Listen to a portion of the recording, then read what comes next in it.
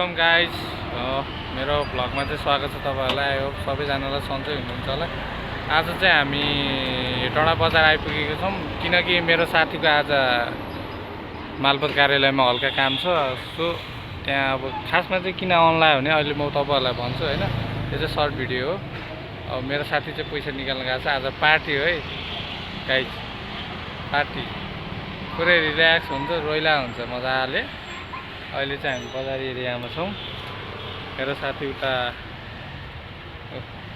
पैसा निकाल्न गएको छ ब्याङ्कमा, देख्नुहुन्छ तपाईँहरूले। यो म चाहिँ बजार एरियामा आइपुगिसक्यो।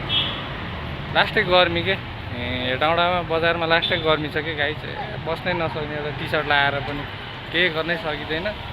सो जो पनि काठमाडौँमा बस्ने बानी छ नि तपाईँहरू, त्यहाँ चाहिँ बस्न सकिन्न के, लास्ट गर्मी भएर अचम्मै औडा हुने क्या। सो गाइस त्यस्तै हो। म अहिले उता पुगेपछि फेरि भ्लग बनाउँछु, यसमै कन्टिन्यू हानिदिने हो। मलाई खासै एडिट गर्न चाहिँ आउँदैन गाइस। अब चाहिँ म तपाईँहरूलाई हेटौँडाको भ्यू देखाउँछु होइन, हेर्नु होला हेटौँडाको भ्यू गाइस। के हो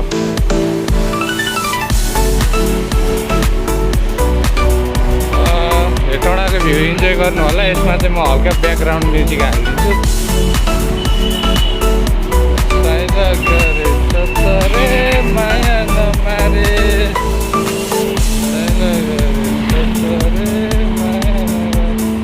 हेटौँडा बजार चाहिँ खासै ठुलो छैन है गाइस। तपाईँहरूले लगभग 15-20 मिनटमा मजाले घुमिसक्छ कि यो बजार एरिया। काठमाडौँ त ठुलै भइहाल्यो सहरमा, सिटीमा त होइन गाइस। तर हेटौँडा भनेको एउटा नर्मलै हो, खासै त्यस्तो ठुलो सहर चाहिँ होइन। तर राम्रै छ, घुम्नलाई आउनु होला। घुम्ने ठाउँहरू धेरै छ, स्मारक छ, पुष्पलाल छ, चालक बार अस्ति नै भयो। त्यस पछाडि गुम्बा डाँडा भयो। गुम्बा डाँडापछि के भन्छ पुष्पलाल छ गाइस। यहाँ के भिगुडी मण्डप के छ गाइस होइन। घुम्ने ठाउँहरू धेरै छ क्या। सो इन्ड गरिदिन्छु भ्लग चाहिँ अहिले म त भन्नुहुन्न। तर यति राम्रो केटीहरू आइरहेछ, म हेरे भइरहेको छु होइन। कता मात्रै हेर्ने होला, सबै एमसिसीको केटीहरू रहेछ।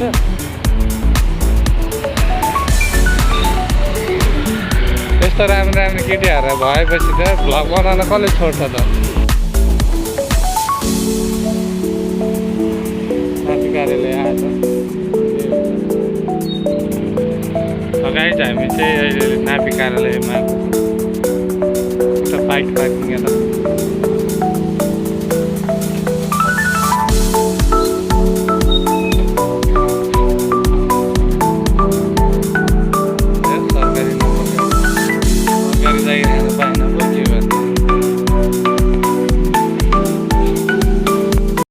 साथीहरू। हामी चाहिँ उसमा आइसक्यो नापी कार्यालयमा। अब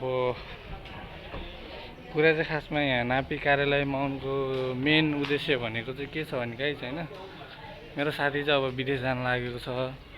अब अहिले जो पाइदिएले कसैले ऋण पनि दिँदैन, हेर्नु समस्या पर्दाखेरि कसैले पनि हेर्दैन। जब मान्छे पैसा कमाउने हुन्छ होइन, पैसा भएपछि मात्रै मान्छे अगाडि सर्ने हो, ऋण दिने हो, यताउति गर्ने हो। तर अहिले चाहिँ के छ भने साथी चाहिँ खासमा नापी कार्यालयमा आउनुको कारण चाहिँ अब साथीको 8 गते जतिको फ्लाइट छ, उसलाई पैसा नभई भएको छैन। अब पैसा कसैले ऋण पताएन हेर्नु अहिले गाइस, अहिलेको टाइममा। अनि पैसा नपताएपछि त अब जग्गा हुन्छ कि घर हुन्छ कि धितो राखेर घर जानु पऱ्यो विदेश। आएपछि त भिजा आइसक्यो। अनि सो त्यसको लागि चाहिँ हामी नक्सा निकालेर एकदम फेरि लास्टै झमेला रहेछ कि गाइस। फेरि यो उसबाट चाहिँ यो ढितो राखेर पैसाहरू निकाल्नु लास्टै एकदमै झन्झटिलो रहेछ होइन। कि संस्थामा हुनु पऱ्यो कि ब्याङ्कमा हुनु पऱ्यो, त्यो भए राम्रो हुन्छ गाइस।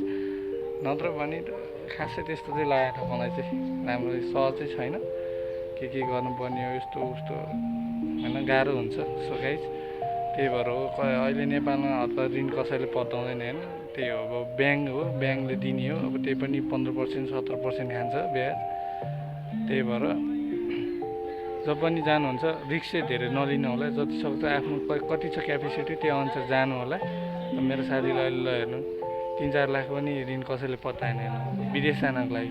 विदेश गएपछि त जसरी पनि कमाउँछ दिन्छ भन्ने त हुन्छ नि, एउटा ब्याजको हिसाबले के हिसाबले। एउटा मानव त छैन कि गाइस अहिलेको अहिलेको यो सोसाइटी भनौँ न हाम्रो देशमा के मानवता भन्ने छैन कि हराइसक्यो ह्युमेनिटी गइसक्यो गाइज सो अब हामी चाहिँ बिस्तारै बिस्तारै भ्यूहरू देखाउँछौँ मेरो साथी चाहिँ उता लाइनमा लागेर बसिरहेको छ होइन आई होप मेरो भ्लगमा चाहिँ खालि त्यो मोटिभेटको लागि अलिकति स्याड जस्तो मात्रै आइरहेछ होइन केही छैन अनि कन्टेन्ट खासै राम्रो त दिन सकेको छैन म बिस्तारै होइन ग्रो हुँदै गर्छु होइन सुधार्दै गर्छु होइन कन्टेन्टहरू राम्रो निकाल्ने कोसिस गर्छु अहिले जुन कामले आएको छु नि त त्यही काम त देखाउनु पऱ्यो गाइस तपाईँहरूलाई अब मनमा आएको कुरा नि भन्नु पऱ्यो नि त सो त्यही भएर हो हेर्दै गर्नु होला होइन भ्लग कन्टिन्यू भइरहन्छ यसमा नै भिडियो कन्टिन्यू भइरहन्छ चिन्ता नगर्नु होला सकेसम्म तपाईँहरूको टाइम चाहिँ म पास गराइदिन्छु कि इन्टरटेनमेन्ट दिन चाहन्छु होइन मोटिभेट पनि साथीहरू गाह्रो छ विदेश जानलाई छोरा मान्छे भएपछि होइन लास्टै गाह्रो छ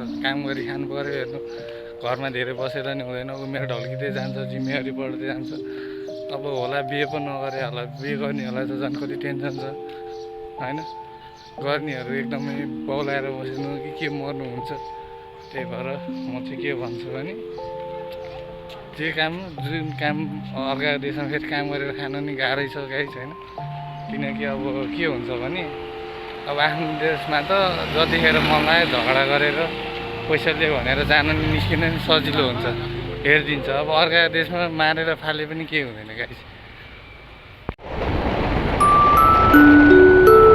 वाट हराभरा कन्ट्री भनेको हाम्रो हेटौँडा सहर राम्रो सहर काठमाडौँ त लास्टै 4 भइहाल्छ गाइज किनकि अब वर्ल्डकै पोल्युटेड सिटी परेको थियो अस्ति नै तपाईँहरूलाई थाहा होला तर हाम्रो हेटौँडा यस्तो सफा स्वच्छ छ हरियो